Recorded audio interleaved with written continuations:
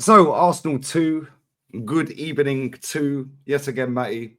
Unai Emery has pulled Mikel Arteta's panties down, slapped his backside, and left with sighing, which has potentially ruined our season again.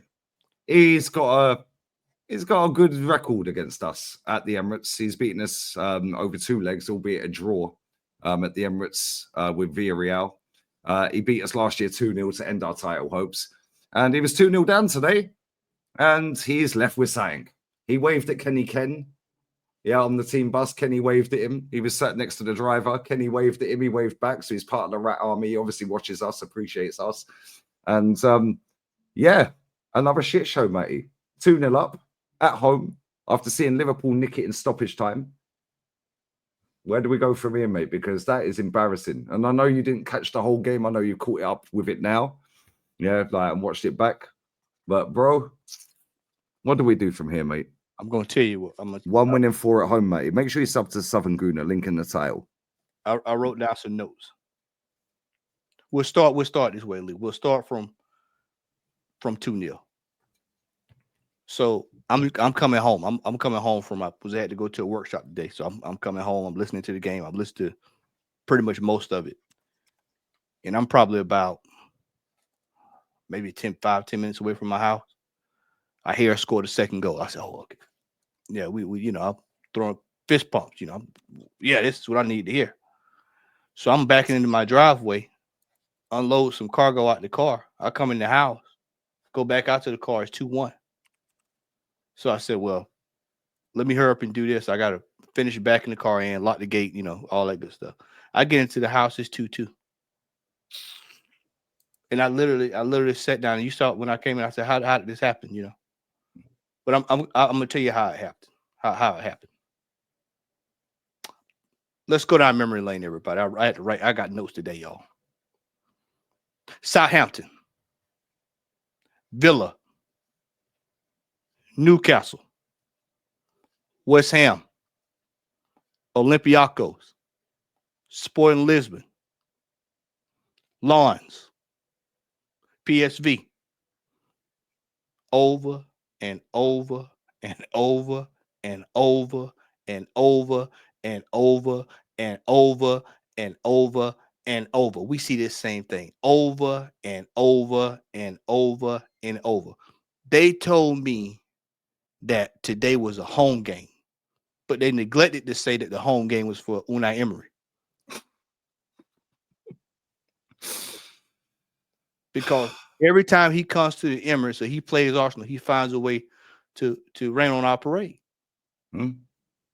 I mean, every time. Martin Odegaard, second half.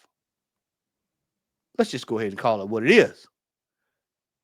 What people are looking for in Odegaard, they're looking for the spirit of Magalhaes in the presentation of Odegaard, and it just ain't going to work that way.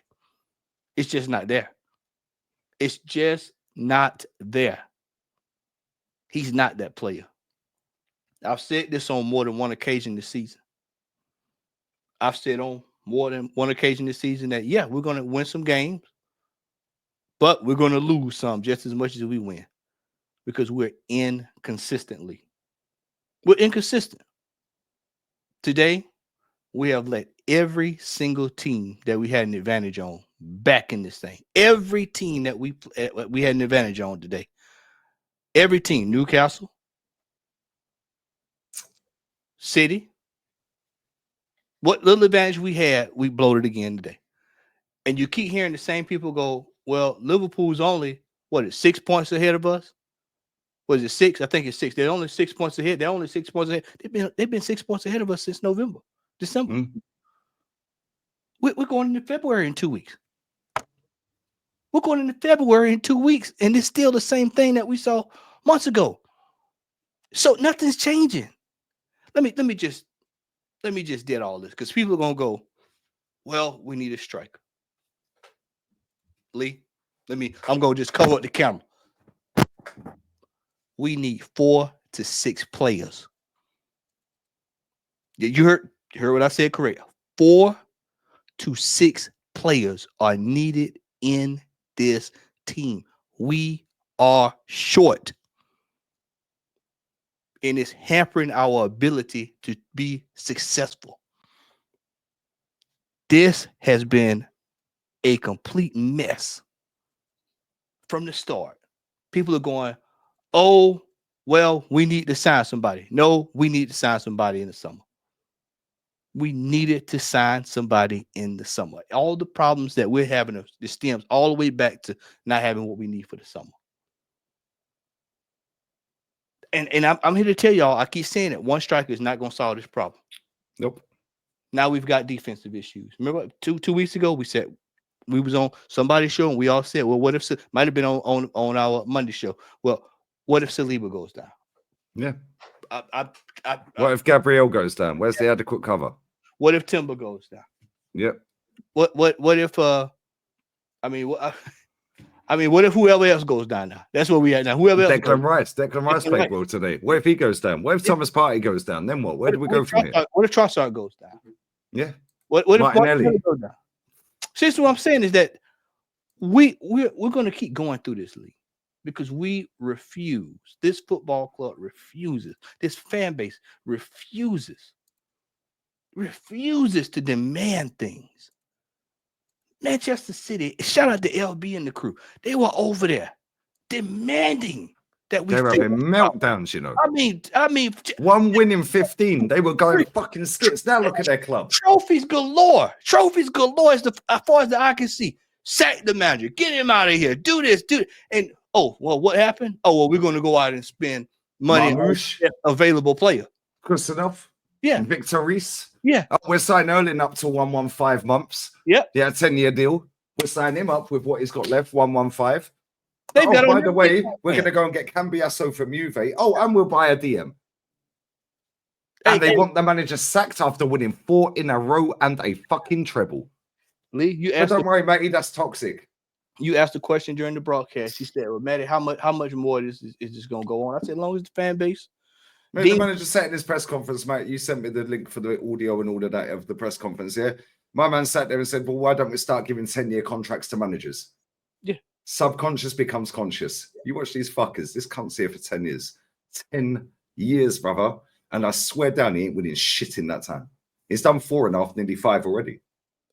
Lee, when you... in fact, actually, he has done 5 already. He's done 5.5. You're 5.5 because we're going on 6 now. By the summer, he's done 5.5 years at this club. Yeah, we're on the road to 6. Lee, when you're up 2-0, and you basically got 20 minutes left. You just got to see your way out of it. Shut, man. You know what? But you know why? You know why, Lee? I want you to look at me when I say this. Inexperience shows up again.